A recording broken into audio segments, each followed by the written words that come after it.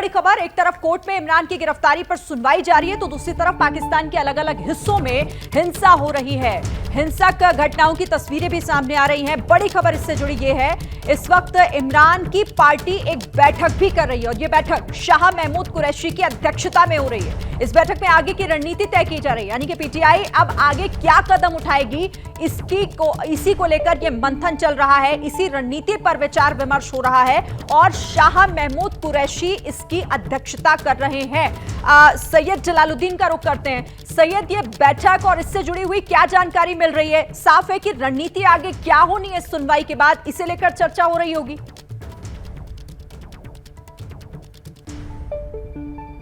देखिए जी, हमने एक मीटिंग देखी कि एक मीटिंग कल भी बुलाई गई थी रात को। शाह महमूद कुरैशी साहब वो 6 रुकनी उनकी कमेटी थी, तो उन्होंने भी कल मीटिंग बुलाई। उन्होंने ये चीज़ें जो है वो कवर अप करने की कोशिश की कि अब देखें कि अब हमने करना क्या है। अब गिरफ्तार हो गए हैं, हमने अवाम को जो है वो अमन व अमान की सूरत को भी देखना है। अभी जो रात को जो हमने देखा, जो चीज़ें हुई, जो गाड़ियाँ जलाई गई, हम सुबह देख रहे हैं कि उनके ही केसेस वो पीटीआई के जितने लीडर्स हैं जो निकले ही नहीं, उनके ऊपर कर रहे हैं। तो जो हम ये रात से बात करना चाह रहे थे कि ये ट्रैप भी हो सकता है, तो उन्होंने गवर्नमेंट ने मौका दिया, पीटीआई के जो प्रोटेस्टर्स थे, उनके सपोर्टर्स थे, उनको मौका दिया कि आप आएँ, जलाएं, चीज़ों को आप जो है वो तबाह करें। हमने देखा कि जहाँ जहाँ पर सिक्योरिटी होनी चाहिए थी वहाँ पर हमने कोई सिक्योरिटी नहीं देखी। उनको सपोर्टर्स को फ्री हैंड हमने देखा कि रात को दिया गया। अब जो सारी रात का जो काम किया हुआ था, अब उनके ही मुकदमात जो हैं वो असद उमर, शाह महमूद कुरैशी, फवाद चौधरी, इस तरह के जितने भी लीडर्स हैं उन पर किए जा रहे हैं। तो ये मुकदमात का सिलसिला भी चल पड़ा है।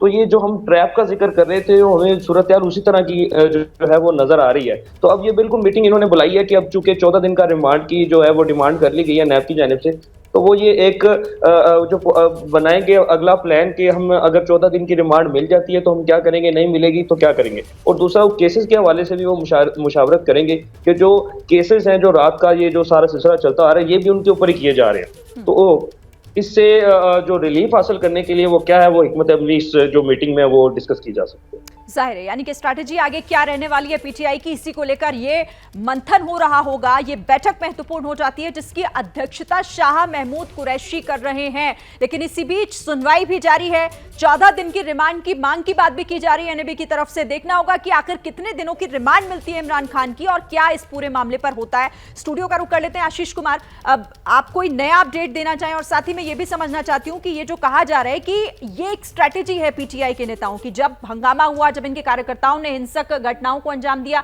तब तो नहीं निकले बाहर और अब कह रहे हैं कि हम एक तो शांतिपूर्वक तरीके से कर रहे हैं सब कुछ और बैठक भी हो रही है।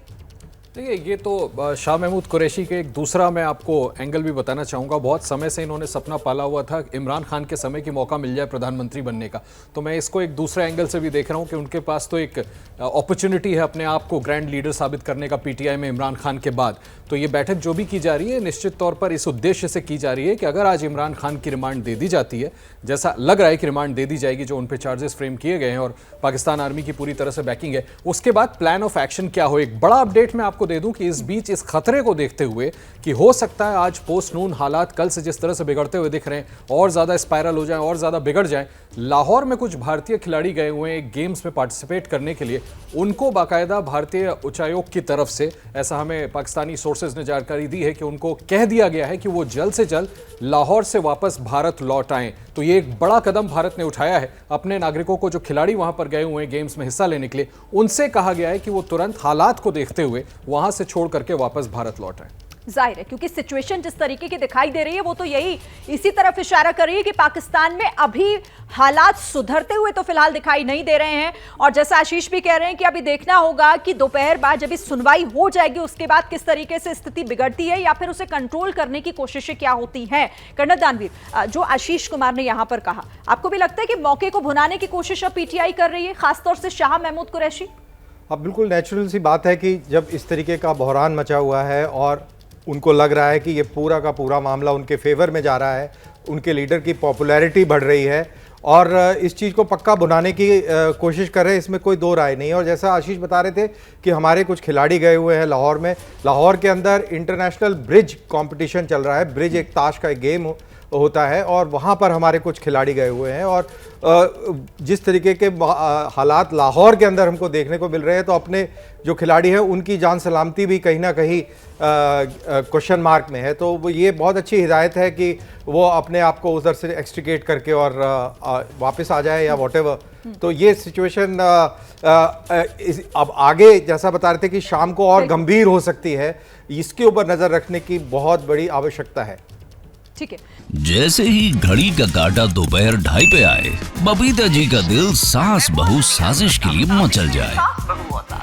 और ये है इनकी बहू, पूरे दिन ऑफिस की टेंशन हो जाए गॉन जब ये करें अपना फेवरेट शो फ्री टाइम पे ऑन।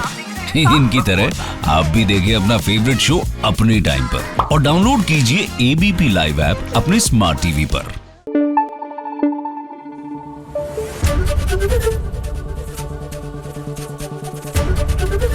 एबीपी न्यूज आपको रखे आगे।